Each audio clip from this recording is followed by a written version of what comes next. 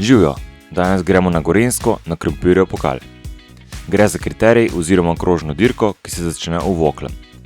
Proga nato poteka po glavni cesti proti Šenčurju, kjer malo naprej od podhoda pod avtocesto zavije desno v gozd.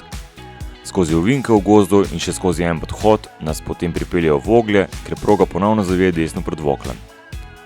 Celoten krog je dolg 5,4 km in ima 32 metrov višinske razlike. Na dirki smo ga prevozili 15krat, kar skupaj nanese približno 81 km.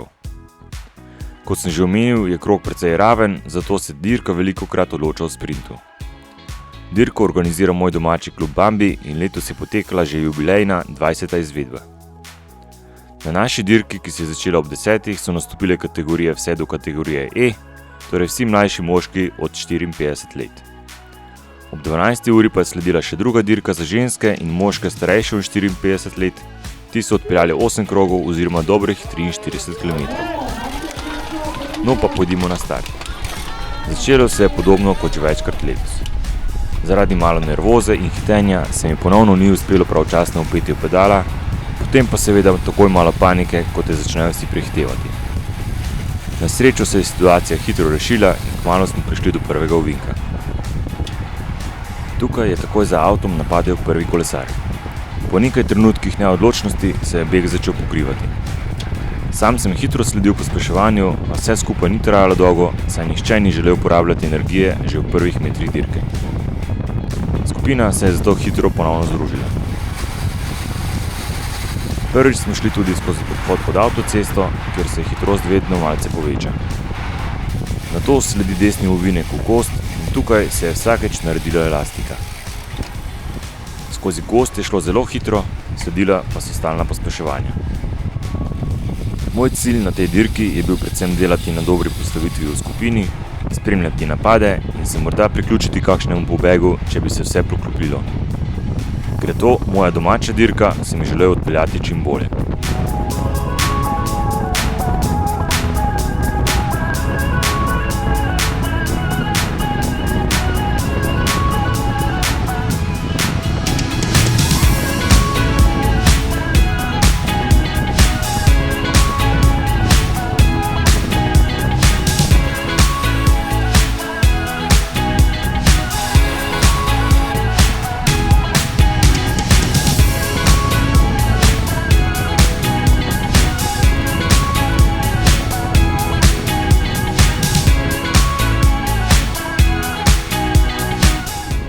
Ko je bil prvi beg ujet, se je vse skupaj za nekaj časa umirilo.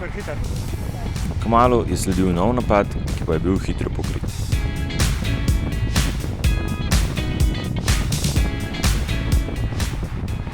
Seveda ni trajalo dolgo in že je sledil proti napad. Ker se je naredila manjša luknja, sem se odločil, da poskusim skočiti zraven.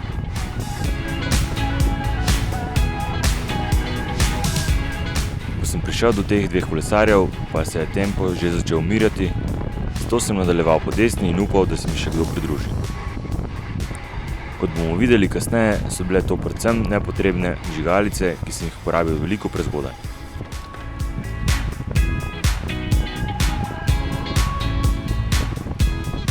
Moj kratek pobeg je trajal le nekaj metrov in skupina je bila že ponovno zraven. Takoj zatem je sledil nov napad in novo pokrivanje, tako da je bilo dogajanje res pestro.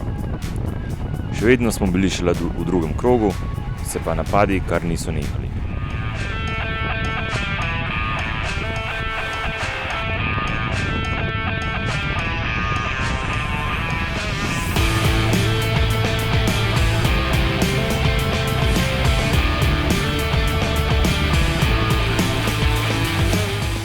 Dobra pozicija pred ovinki je bila tukaj zelo pomembna, saj se je hitrost v gneči precej zmanjšala.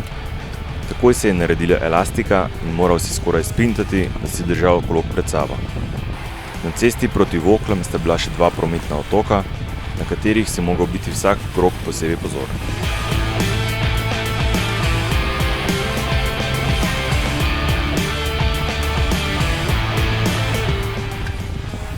V tretjem krogu so po desni napadli 3 kolesarji.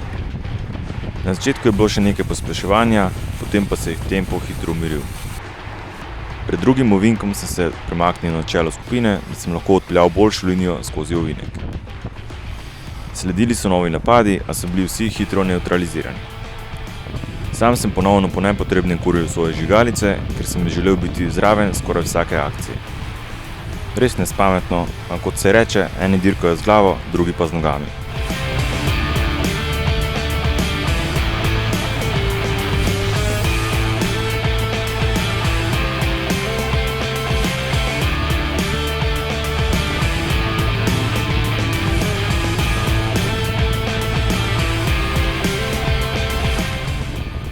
Beg smo ves čas videli na 200 do 300 metrih. Nato se je podesni kolesar odločil skočiti čez. Skupina se je ponovno nekoliko umirila in v glavi sem se že zamislil, da bi mogoče tudi sam poskusil priti zraven. Poskusil sem za kratkim sprintom narediti razliko iz skupine in nato držati visok tempo. Razdalja do bega je bila precej večja, kot sem mislil, in hitro mi je postalo jasno, da sem se lotil precej težke misije. Znašel sem se na nehvaležnem položaju med pobegom spredaj in glavnino zadaj. Nato je mimo mene kot vlak priletel še en kolesar s podobno idejo. Moral sem iti skoraj do limita, da sem mu lahko priključil. Po eni strani me je to rešilo, saj sem lahko vsaj malo izkoristil zavetrje. Želel je, da bi še sam prispeval menjavo do skupine v pobegu, a sem bil v tistem trenutku že tako iztrošen, da tega preprosto nisem mogel. In tako smo prišli v beg. Nismo imeli veliko prednosti, morda le 100 do 200 metrov, saj je tudi skupina zadaj vozila precej dober tempo. Problem je bil predvsem v tem, da sem moral za priključek iti globoko v rdeče, potem pa v pobegu ni bilo niti trenutka za počitek. Vsi v skupini so bili zelo močni in menjave so bile brutalne. Tudi v zavetrju sem mogel vrteti 300 do 400 vatov in hitro mi je postalo jasno, da takega tempa ne bom mogel držati do konca dirke. Poskusil sem dodati kakšno kratko menjavo, ampak iskreno povedano sem večino časa samo trpel.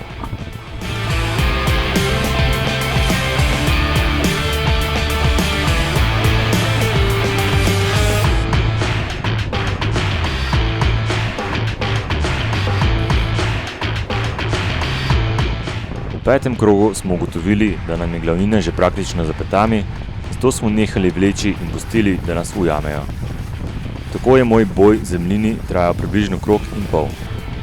No, vsaj poskusil sem. Po domače povedano pa enostavno nisem imel dovolj moči in bil sem kar vesel, da sem lahko spet malo zadihal v skupini.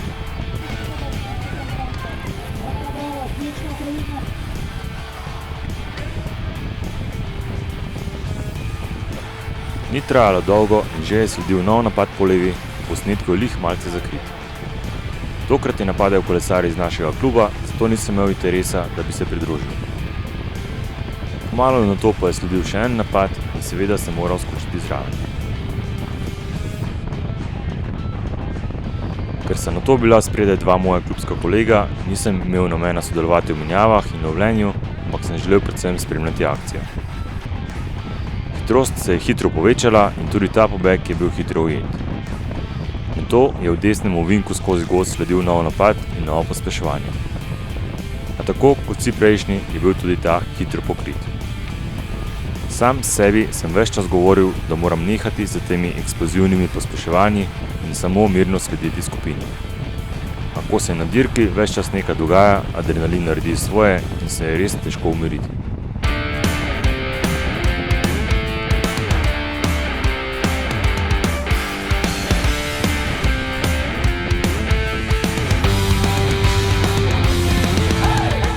Na startno-ciljni ravnini je na začetku 7. kroga sledil nov napad po desni strani. Resnega pokrivanja ni bilo in kmalu sta se mu pridružila še dva kolesarja. Nato sta skočila še dva in oblikoval se je beg dneva, ki ga do konca nismo več videli. Sam sem se tukaj odločil, da ne bom več sledil takim napadom, saj sem v prvi polovici dirke porabil preveč energije. Retrospektivno gledano pa vem, da bi bilo dobro biti zraven, ampak po dirki je seveda lahko biti pameten.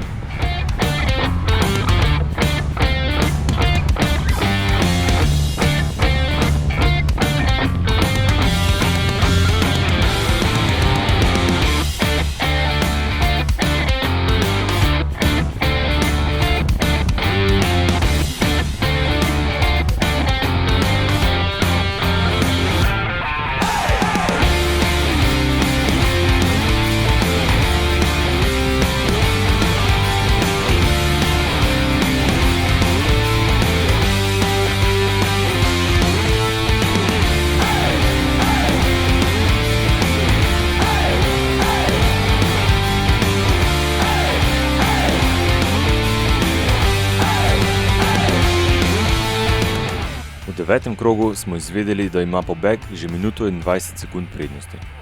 V skupini smo se začeli pogovarjati, da je bilo smiselno vsaj malo zmanjšati razliko, zato smo se nekateri premaknili na čelo in poskusili organizirati lov.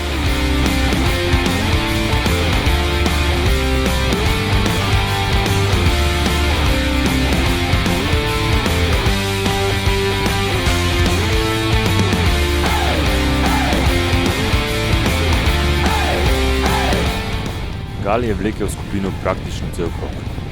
To sem nekaj časa držal tempo še jaz, a precej krajši čas, saj sem po približni polovici kroga že prepustil menjavo. Skupina se je nato nekoliko ponovno umirila. Sam sem želel še nekaj dodati, pomagal mi je tudi Rok, a je bilo vsega konec že na ciljni ravnini, kjer so sporočili, da imam beg že minuto in pol prednosti. Namesto, da bi razliko zmanjševali, se je ta še povečala. V takem trenutku motivacija precej pade in skupina se je ponovno umirila. Na takih dirkah je sicer zelo težko vedeti, kaj se dejansko dogaja spredaj in kakšne so razlike, saj zanesljivih informacij praktično nimaš. Kljub temu pa so se napadi in pospeševanja nadaljevali, ker se na takih dirkah očitno res nikoli ne neha.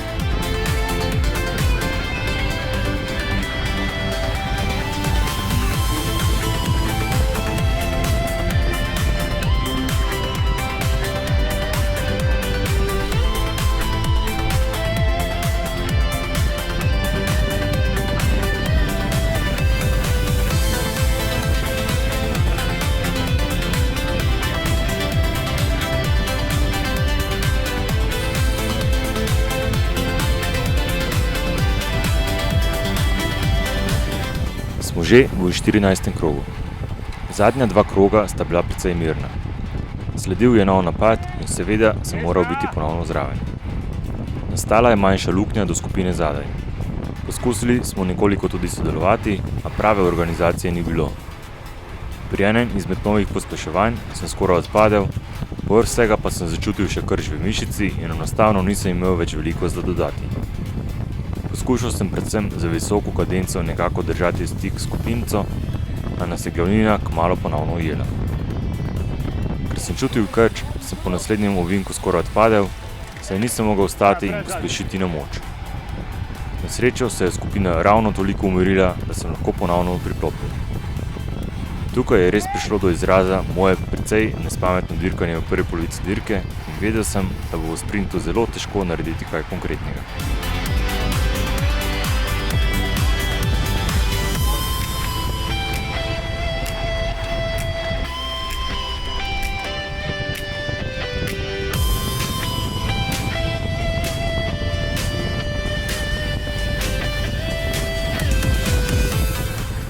Tako smo prišli v zadnji krog. Jasno je bilo, da bo sprint odločal v mestih za pobegom, zato je bil glavni cilj dobiti in zadržati dobro pozicijo v skupini. Seveda pa je to precej lažje reči kot narediti. Skupina me je tukaj popolnoma zaprla in praktično se nisem mogel premakniti ne levo ne desno. Ob izhodu iz zadnjega ovinka sem ponovno začutil krč in komaj dovolj pospešil, da sem ostal zraven. Vedelo se je, da bo sprint v taki veliki skupini precej nervozen, saj lahko gre marsikaj hitro narobe. Moj cilj je bil predvsem iskati morebitne luknje in se prebiti čim bolj naprej. Mimo prometnega otoka sem pridobil kar dobro pozicijo. Nato sem poizkusil stati za sprint, a me je krč hitro posedel nazaj na sedež. Na desni strani se je v zadnjih metrih odprlo nekaj prostora, zato sem ga izkoristil in poskusil še nekaj dodati sede na visoki kadenci. Na moje presenečenje je ta sprint, če mu sploh lahko tako rečemo, zadostoval za drugo mesto v moji kategoriji. Prvo mesto je namreč osvojil zmagovalec iz pobega, tako da rezultat na koncu sploh ni bil slab. Za nagrado pa smo poleg medalje tradicionalno dobili še 10 kg krompirja, tako da zdaj vsaj vem, kaj bo ta teden na jedilniku. Hvala, da si poslušal ta povzetek. Če še nisi naročen na kanal, klikni tisti gumbek za naročanje, mi pa se vidimo na naslednji dirki.